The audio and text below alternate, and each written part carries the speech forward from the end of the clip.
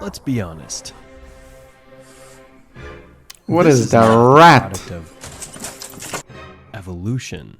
Jeez. Have you ever wondered how this fierce, intelligent, and agile animal Oof. could have turned into this? A kind of toy for humans. And the worst part? What future awaits them in the next 200, 500, or 1,000 years? It's time to dive deeper into Because humans are apex this predators. That's why. This is a question that has been on my mind for many years. Why do certain species seem to evolve negatively? Or rather, why has humanity influenced some species so Jeez. negatively? As I've grown up, my love for animals and dogs in particular has led me to ask countless questions that I'll be sharing on this channel. But let's go back to the beginning. It all started in the Ice Age, although researchers don't agree on the exact moment or place. What is clear is that all modern dogs descend from a common ancestor, the gray wolf or Canis lupus, which has inhabited our planet for approximately 1 million years. An animal that earned its place in the evolutionary ladder after millions of years of changes and adaptations. Regarded as a great hunter, it developed a sharp sense of smell, excellent hearing over distances of more than 10 kilometers. Binocular vision with a 250-degree angle, and a system of communication through howls, mainly used to attract the attention of its pack. Not to mention its advanced teeth equipped to hold prey, tear, and cut meat.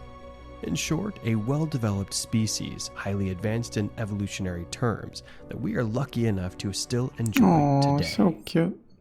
But certain individuals in remote areas went one step further. They timidly approached the fires lit by primitive humans for warmth, and it was there where everything changed. Their patience sometimes paid off, and they were rewarded with leftovers from that night's meal. Little by little, they became a faithful companion to humans until they became inseparable. That marked Humans the are so beginning smart. of a close relationship that would extend until today. But like everything touched by man, there would be consequences, and wolves were no exception. That relationship eventually led to the domestication of the wolf, bringing with it a new species, the Canis familiaris, or the common dog as we know it today, which appeared around 15,000 years ago. Humans began selecting the tamest individuals, resulting in animals with lower adrenaline and melanin, which caused physical alterations like coat color, giving rise to the first breeds. Later, and through a somewhat primitive artificial selection, they were selecting That's a specific borzoi. traits that give rise to different The breeds of fastest dogs. dog. This, combined with humans' continental migrations, left us with an incredible variety of dog breeds across all continents. The so-called domestication syndrome, different coats, different sizes, bodies, ears, and up to this point, everything seemed fine. But I've always found it super intriguing how it's possible that such a wide variety of breeds was created. In fact, it's much more pronounced than with humans. And this is where I want to get to. How does the pug even remotely resemble a golden retriever? I know in terms of affection or as a pet, it doesn't matter much. But biologically, it's hard for me to understand how they share more than 90% of their genome. He looks like he's suffering like 24/7. To me, it's All the like time. comparing an alien to a human. I'm serious. I don't think it's a coincidence that they chose it as one of the protagonists in Men in Black. Just because something's important doesn't mean it's not very, very small. How small? How is it possible that in an effort to create a perfect breed, we ended up designing a fragile, comedic animal that suffers just by existing? It's this paradox that made me create this video and delve much deeper into the topic because I truly believe it's important that we all understand this. He's still a We rat. already know all dogs come from wolves. Right, okay.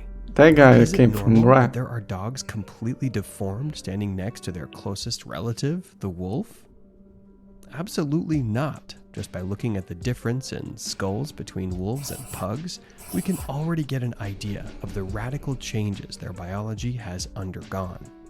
In fact, the internet is full of memes making this comparison, because although it might seem funny, it's really a reflection of how poorly we're evolving as a species. And I want to focus on the pug, not only because it's one of the oldest breeds, but because I believe it's one of the most mistreated and the best example of what I want to convey.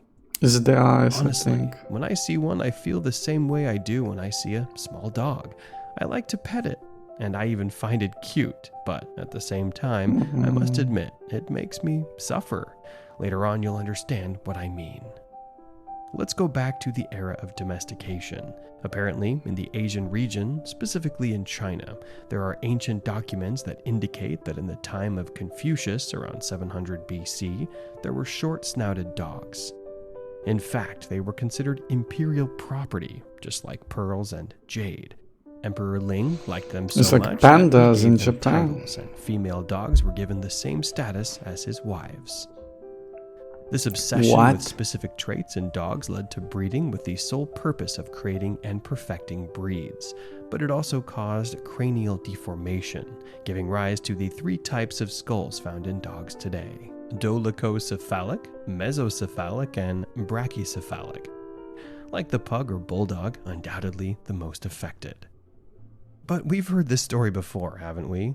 In Europe, royal families like the Habsburgs only married their cousins to keep the power in the family, and because of that, they turned out horrible. Since they had no other genes to mix with, their genetic defects became more and more pronounced, until Carlos II of Spain was born, one of the most radical victims of inbreeding and repeated crosses between close relatives. This man was born with a mouth so twisted he couldn't even swallow, had rickets, was lame, suffered from epilepsy, and barely lived to 35. Well, exactly the same thing happened to purebred dogs, especially the oldest ones like the pug or bulldog. Each generation has more defects and less health. All of this was accentuated after the British invasion of China in 1860, when pugs were found in the Chinese imperial palace and brought back to England. Queen Victoria became fond of the breed and played an active role in their breeding, which led to even more deformation. In barely 200 years, they went from having short snouts and relatively athletic bodies to having squashed faces and being stocky and deformed. So yes, we can say that this obsession with perfecting breeds and what traits the comes hell from am the I Victorian watching? era, where this practice spread and became the lucrative business of purebred dog breeders that we all know today. And while nowadays there's a lot more caution, and we try not to mix such close relatives, the problems of excessive artificial selection are still there. Jeez, In it fact, sounds like all he's dying. brachycephalic dogs like pugs, English, and French bulldogs or boxers are much more prone to serious diseases.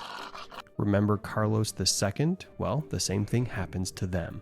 Their skull is so flat they can barely breathe, which is why they spend much of their time snorting and coughing. But those are just a few of their problems. The list is endless. On average, pugs have 54 times more likelihood of developing brachycephalic obstructive airway syndrome, 51 times more likelihood of having narrow nostrils, 13 times more likelihood of suffering from corneal ulcers, 11 times more likelihood of having skin fold dermatitis, 2.5 times more likelihood of becoming obese, and 2 times more likelihood of having overgrown nails. As you can see, it's an animal born to suffer, and honestly, I don't think even 10% of people who buy a dog like this know they can have all these problems. And while it's clear that all purebred dogs, no matter which, are more prone to disease than a mutt, with malformations like hip dysplasia, elbow luxation, or a shorter life expectancy. These issues are always associated with purebred dogs, but without a doubt, brachycephalic dogs are the ones who suffer the most. Honestly, as a dog lover, I don't think there's anything better than walking with your dog, being able to play with them, run, and enjoy their healthy life. But people who choose these kinds of breeds, what are they really looking for? Do they want something funny, a doll? These dogs can barely walk because they suffocate and can hardly see. This is one a Think about cute it. thing. We've gone from having a companion we hunted with to degrading them into a Now, toy Wolf we looks admire, badass. dress up, carry in a purse, a backpack, or even sometimes in a baby stroller. But yes, in today's society, we think pets are just that. Where did the wolf's incredible attributes go? That vision, sense of smell, snout, agility, intelligence? Or, without being too strict, where are the natural abilities of a normal dog compared to a dog designed through genetic manipulation like the pug? The wolf was the evolutionary product of millions of years, adaptive changes that formed an exemplary animal, and we, in just a few thousand years, are destroying all that evolution. And let me be clear, I have nothing against pugs because they are not to blame.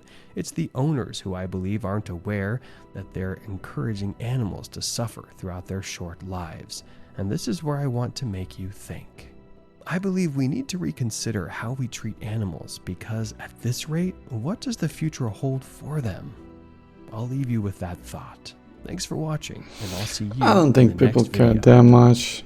Again, humans are apex predators. We do whatever the fuck we want.